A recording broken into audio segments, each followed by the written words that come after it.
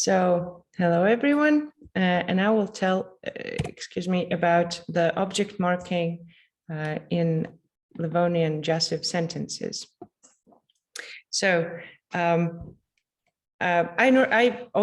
research jussive, not cases per se, but object marking is very interesting in the Baltic Finnic languages, as many of you probably do know. So, many of you probably do know where Livonians are located, but just in case, these are Baltic Finnic people, and they're indigenous to Latvia. They've always lived down in Latvia, and it is the most endangered language in the European Union. And nowadays, around 200 or 250 Livonians are registered in Latvia, and only 20 or 30 Livonian speakers that we know of. And here is a map, and it is in Latvian, but I hope it won't be a big problem. So Livonians, historically, the last location was here in Latvia, a very small location. And yeah, much bigger, most closely related languages to Livonian, as you surely know, like Estonian or Finnish, Karelian, verbs, and so on. So what is jussive? So jussive, I like to use the term indirect imperative as opposed to jussive, because I think that it is more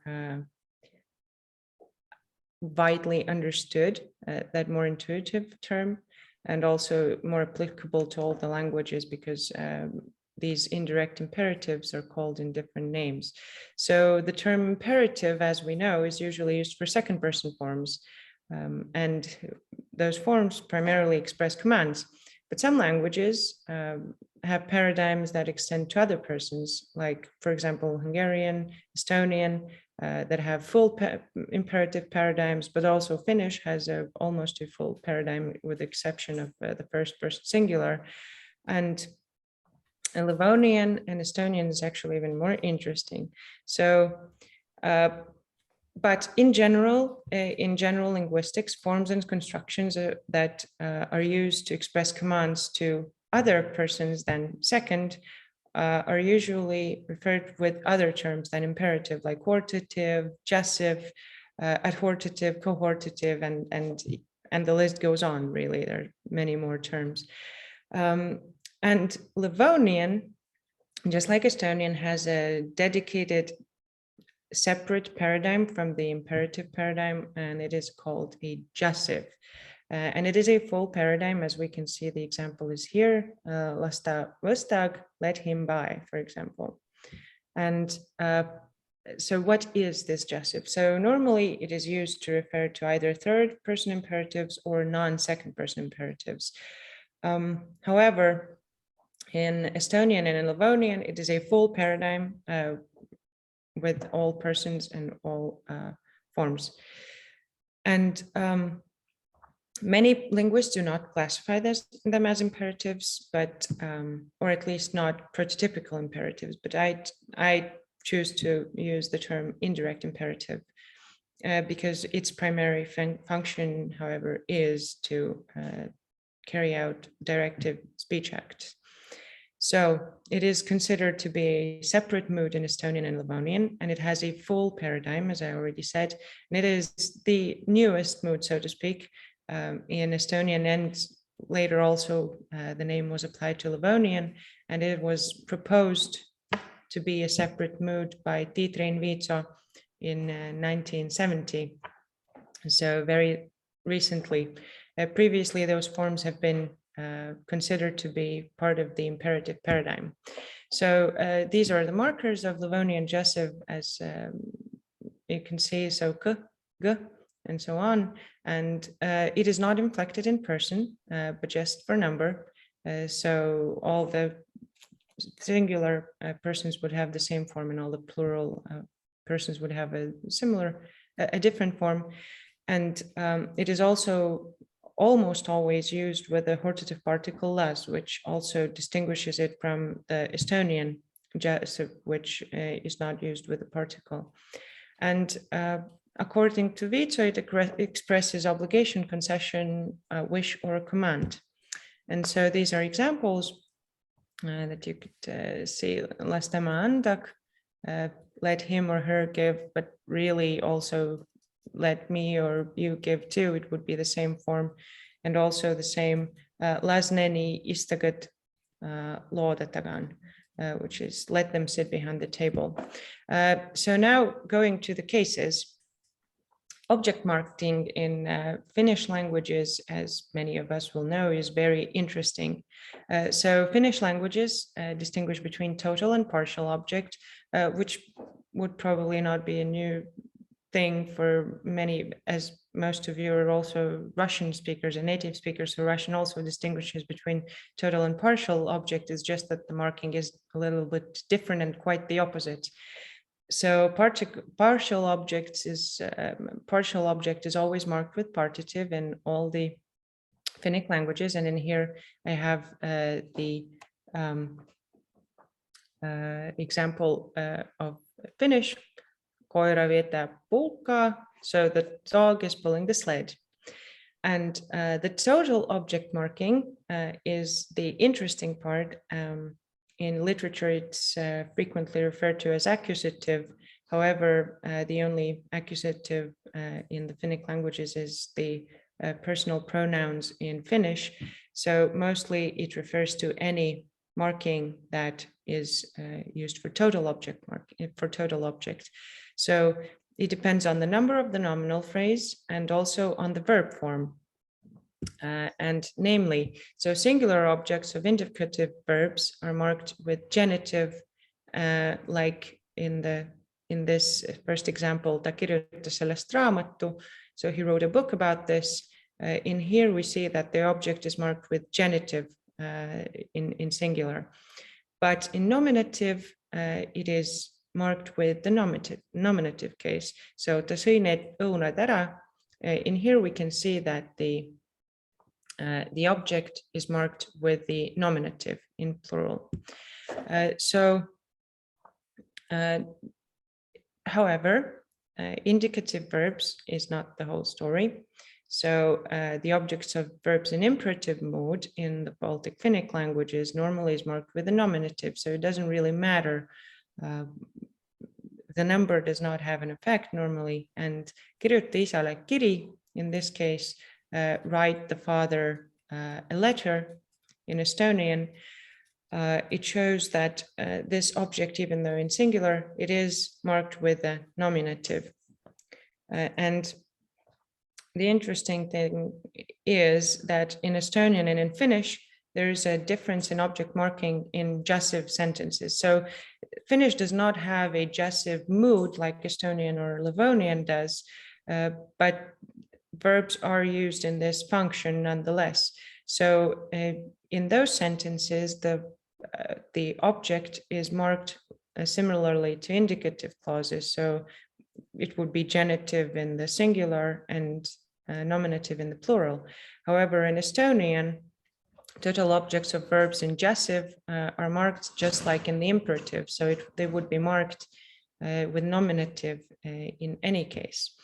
And so object marking in Livonian is even more interesting. So many of you might know that Livonian differs in many ways in the case system from the other Baltic Finnic languages. So it has developed a dative case, which is not present in Finnish or in Estonian, for example, where Finnish and Estonian would use outer locative cases. Livonian uses the dative case. Also, it has developed or emerged from the commutative and translative case into one case called the instrumental case now. But historically, those were two cases. So there's no surprise that there's some peculiarities also in the object marking in Livonian. So Livonian still does distinguish between total and partial object, which is something that Livonian has preserved because, for example, in Latvian, total and partial objects are not distinguished anymore. But and the partial object is also marked with the partitive case. So just like in the other Baltic Finnic languages, but the total object is and the total object can be marked with genitive or nominative. However, as one of the examples, I'm sorry for the glosses, for some reason they're out of place right here, but anyways, in here we can see that it is an imperative sentence. So leave this leg outside of bed. The example might be a little bit weird, but it's from a folk tale, so it's not that surprising. So see jalga in here is in genitive, which in Finnish or in Estonian in this case would be nominative. So it's obvious that there are at least some differences. And this actually raises a few questions. So whether this object marking has become independent of the verb form. So whether the verb forms have any effect on object marking, just like in Finnish and Estonian, or maybe it doesn't. And also whether this development can be dated. However, to these questions, I cannot answer right now. I'm studying the jussive sentences right now. So this is the question that I am trying to answer, whether the genitive marking of a total object, which is seen in the imperative, has also been generalized to the jussive. And so I would also like to illustrate the difficulties of determining the object case marking in Livonian, because Livonian is phenomenal at having many homonymous forms. So in this table, as we can see, in many verbs, in many words, there's the same form in, for example, nominative and genitive. So distinguishing between these forms is very difficult. So in many cases, even impossible. However, there are certain ways that we can distinguish them. So these would be adjective forms. Many adjectives do have different forms in nominative and in genitive, and also in partitive, and also noun forms that pronoun forms that are also different in genitive and nominative and partitive. So I would like to show the data that I'm presenting right here this time. So it would be the jussive sentence examples from collected by Emil Nestor Setala. So they were collected before World War I. So that would be in the late 19th century and in the early 20th century. And also the other set of texts that I've analyzed was also collected by Oskar Loorit, so an Estonian folklorist. And I found, as you can see in the slide, 444 jussive sentences in Setala's, in text collected by Setala, and in the folk tales that Oskar Loorit collected in Vaid, I found 215 sentences, out of which objects were present in, or at least nominal objects were present in 187 sentences and 77 sentences respectively. So the results of the research. So as we can see in here in the table, I have separately Setala's and Loorit's data. So as we can see, total object is much more frequent than partial object. So, and both texts show very similar distribution, so that the majority of sentences are used with total object and in singular. And then another significant part is partial objects in singular and plural objects in general are quite rare in the data.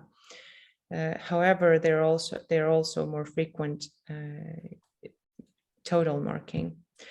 And as at least some of us know, pronouns tend to be marked with partitive more frequently than nouns in general in the Baltic Finnic languages. So it's true of Estonian and of Finnish too.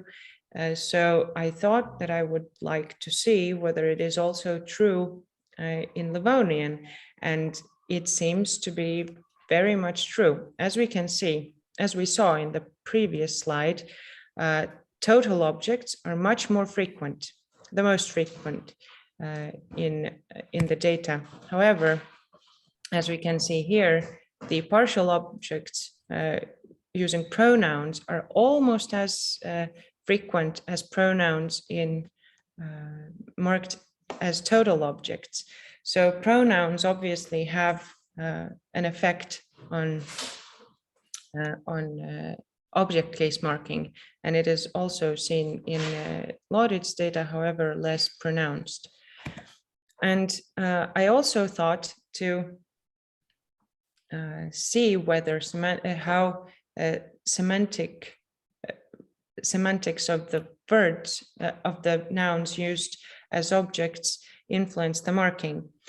So in this case, I've chosen very rough semantic groups. So like human, animal, mythical creature, object, and object could be in this case any inanimate object, and inanimate is obviously a relative term. And in this case, I also chose to view plants or similar, or like bird eggs and similar things as inanimate objects. But this group is the most substantial because it contains buildings or any objects really. So as we can see in here, it is very clear that, and I would like to explain my my markings here. So in here, I've put the objects whose marking was not clear. They could be either nominative or genitive. So they are marked with N/G. So either nominative or genitive. Then I have the nominative objects, the genitive objects, clear markings of genitive, clear markings of nominative, and also partitive, which are easy to distinguish. And as we can see in here, the genitive is used rather freely. So it can occur basically as any semantic group. And this ambiguous group seems to have a very similar distribution. So it also shows very free usage. So anything can be used in this case. Nominative, on the other hand, seems to be used very rarely. Clear nominative cases are really rare. So in this case, we can see that only object, inanimate objects, and also numeral constructions containing numerals. So numeral constructions in this case would be like, I ate 3 apples. So the 3 is the numeral that is used. And in this case, in also in other Finnic languages, the numeral would be, or like in this case, numeral is in nominative in Livonian. So numeral constructions are clearly used with a nominative and sometimes inanimate objects. However, as we can see, the ambiguous or genitive marking is much more frequent with inanimate objects. So it seems that nominative marking is fading in a sense. And as we can see, partitive is also used very freely, so it can be used with any object in Setelas text. And while text in Laurit's, the examples in Laurit's were a little bit more scarce, so less examples. But as we can see, the distribution is very similar. So the clear genitive cases are used quite freely, and also the ambiguous cases are really freely used. So the majority is inanimate objects. However, they're also used with people, animals, and body parts and whatnot. And nominative is used only twice. So with nouns, so it's clear that nominative is much more restricted, and it seems to be fading. And partitive as well, we can see again that it is used quite freely. So what kind of conclusions have I reached with this? So looking at this distribution and of the semantic groups, it is clear that nominative is used the most restrictively. And it seems like the only productive semantic group that it has been used with is the numeral constructions, where the amount is specified by a number. So the object is technically a number. And other markings, so genitive, ambiguous, nominative, genitive marking, or partitive are used very freely. So there was a suggestion by Lees in 2015 that and he suggested this specifically for plural objects, that they could be considered to be genitive. And based on my data, it also seems very plausible for singular objects, for all objects really, that ambiguous marking could be considered to be genitive, just based on the distribution alone, as it's clear that genitive is not restricted, and nominative, specifically nominative cases, are not only rare, but also very restricted. And it also seems, based on this data, that in Estonian and Finnish, the pronouns are much more likely to be marked as partial objects rather than total objects, or at least it would be 50-50. However, we saw that almost 70% of all examples combined are in fact total objects, even though the pronouns have this strong tendency to be partial. And we also see that the Livonian jussive object marking is similar to Finnish marking of verbs, of the constructions with verbs that are in jussive function. And so it is more congruent with the object marking in declarative sentences rather than marking of objects of imperative. We also see that Livonian shows divergent from Estonian jussive object marking, which is normally congruent with the imperative mode marking, which would be nominative. But Livonian seems to have generalized the declarative sentence object marking overall. And these are the sources that I've used, the exact references if you're interested in them, and also some of the references that I've mentioned here. And Tiinu, thank you. And if you have any questions, comments, suggestions, or anything at all, you can tell them now or contact me later. These are my email addresses. Yes, so thank you. Thank you greatly. So if anybody has any questions, or if anybody wants to tell something, we have almost 5 minutes for that. Okay.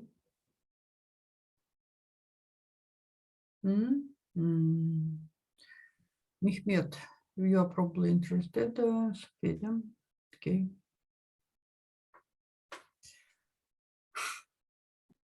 Well, if there is no question, nobody wants to say anything, then we can just say thank you to the presenter, and we'll finish our session with this presentation. Okay, thank you, great for everybody. Okay, bye.